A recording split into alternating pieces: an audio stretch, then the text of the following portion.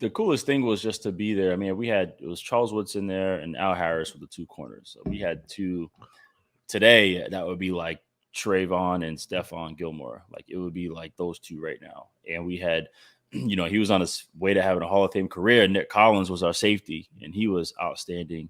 And then Jamal Williams, who ended up being undrafted, and he ended up, making a lot of money and being a Pro Bowler. So we had a really cool and talented secondary. We always went out and had wine, before games, the night before games. And so we're playing Minnesota, and that's a short trip, from Green Bay to Minnesota. So we had a lot of time to ourselves. And so I remember we go to this restaurant called Seven in Minneapolis, and we get there. Charles gets the table. We leave on our suits, and we're like dining, hanging out like gentlemen. And we're probably like maybe an hour in, keep checking our watches, and like, okay, we still got a lot of time to hang out. So midway through the dinner, meanwhile, we already had like a ton of wine. But again, it's still early in the night. So then towards the end of our dinner, we hear like music upstairs. So we asked the waitress, and she's like, yeah, there's a actual like a lounge upstairs. So again, we check our watches, and Charles is like, all right, let's go up to the lounge. And I'm thinking like, all right, like whatever Charles says, we're with him. So we're going to go to the lounge. I'm thinking like, we got to get back. And I'm not trying to, get wasted the night before a game. So we go upstairs to the lounge. We get like a little section to ourselves, and, we get more wine, and then we start getting tequila. Like now, and this is regular season. This is regular season versus a division opponent. So now I remember Troy Aikman and Joe Buck, they were calling our game. They came over to hang out with us. And now we in here.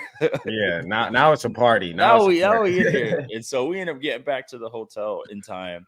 And I just remember, man, I just felt like garbage. I'm like, man, I'm going to have the worst game ever tomorrow, man. Like, I'm going to be hungover. It's going to be embarrassing. They're going to probably cut me once they find out, like, what I'm feeling like. Bro, I'm going, because I felt like garbage. I haven't been like this drunk since, like, college. You know what I'm saying? So this is crazy. And so I remember the next day I get up, I'm doing everything. I get the IV, I get the Pedialyte, I get the salt tablets. I'm doing everything to get myself right. And I just had the biggest headache and glossy eyes. And keep in mind, it was Jamal Williams, it was Nick Collins, it was Charles Woodson, and myself. We were all out. And so the game starts, right? And I'm just low here. I'm already sweating, didn't even like run down the field yet. And I had the biggest headache. So watching the game early on, boom, Charles gets the interception. And I'm like, okay, well, that's Charles. Like he's probably been going out all the time, and that's just what he does. And then later on, boom, Tramon Williams gets an interception. And I'm like, okay, well, Tramon's a rising star. You know what I'm saying? Like he's been making plays. That's why he's out there. And then in the third quarter, I believe, Nick Collins gets a pick six. Boom, like to the crib. So right now, three of us, three out of the four who've gone out, like just made a play. And so I'm like, damn, like these dudes are out here lighting it up.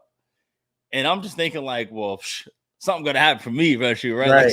Something gonna happen for me.